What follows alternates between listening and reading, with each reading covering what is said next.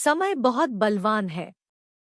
एक राजा था जिसने अपने राज्य में बड़ी क्रूरता से बहुत सारी दौलत इकट्ठा करके एक तरह से शाही खजाना अपने राज्य से बहुत दूर एक जंगल में बनाए तहखाने में खजाने को खुफिया तौर पर छुपा दिया। खजाने की सिर्फ 2 चाबियां थी, एक चाबी राजा के पास और एक चाबी उसके खास मंत्री के पास थी। इन दोनों के अलावा किसी को भी उस खुफिया खजाने के बारे में नहीं पता था। एक रोज किसी को बिना बताए राजा अकेले अपने सेना और मंत्री के बिना उस जंगल में बने तहखाने में चला गया। खजाने को देख देख वह बहुत खुश रहा था। सोने की चमक उसे बहुत सुकून दे रही थी। उसी वक्त मंत्री भी उसी रास्ते से गुजर रहा था, तभी उसने देखा कि उस तहखाने का दरवाजा खुला हुआ था। वह हैरान हो गया और फिर उसे याद किया कि कल रात में जब खजाना देखने आया तब शायद खजाने का दरवाजा खुला रह गया होगा। उसने जल्दी जल्दी बाहर से उस तहखाने के दरवाजे को बंद कर दिया और वहां से चला गया। जब राजा खजाने को देखने के बाद संतुष्ट हुआ तो दरवाजे के पास गया तो उसने देखा कि ये क्या हुआ, दरवाजा तो बाहर से बंद है। उसने जोर जोर से दरवाजा पीटना शुरू किया, बहुत प्रयास किया, लेकिन राजा की आवाज उस जंगल में सुनने वाला कोई नहीं था। राजा चिल्ला रहा था मगर अफसोस कि कोई नहीं आया। राजा चुपचाप उस खजाने को देख रहा था। अब राजा को भूख और प्यास से बेहाल सा हो रहा था, वह एकदम पागलों सा हो गया।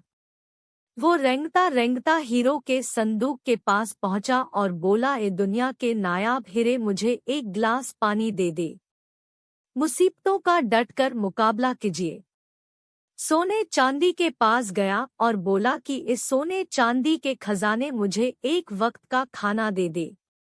राजा को एक पल ऐसा लगा जैसे हीरे मोती बोल रहे कि तेरी सारी जिंदगी की कमाई एक गिलास पानी और एक वक्त का खाना नहीं दे पा रही। राजा भूख से बेहोश हो गए। राजा को जब होश आया तो उसने सारे हीरे चांदी को एक तरफ करके उस पर अपना बिस्तर बना के उस पर लेट गया। वह दुनिया को एक संदेश देना चाहता था, लेकिन उसके पास कलम और कागज नहीं था। उसने पत्थर से अपनी उंगली फोड़ खून से दीवार पर कुछ लिख दिया। राज्य में मंत्री और सभी लोग राजा को ढूंढने लगे। पूरी सेना राजा को ढूंढने में लग गई, लेकिन वो लोग असफल रहे। बहुत दिन तक जब राजा न मिला तो मंत्री राजा के खजाने को देखने निकला। वह जंगल गया और दरवाजे को जैसे ही खोला उसमें से बहुत अजीब सी बदबू आई। मंत्री को कुछ समझ नहीं आया कि ये बदबू क्यों आ रही है। वो जैसे ही उस तहखाने में आगे बढ़ा उसने देखा कि राजा सोने चांदी के बिस्तर पर मरे हुए हैं और उसकी लाश को कीड़े मकोड़े खा रहे थे।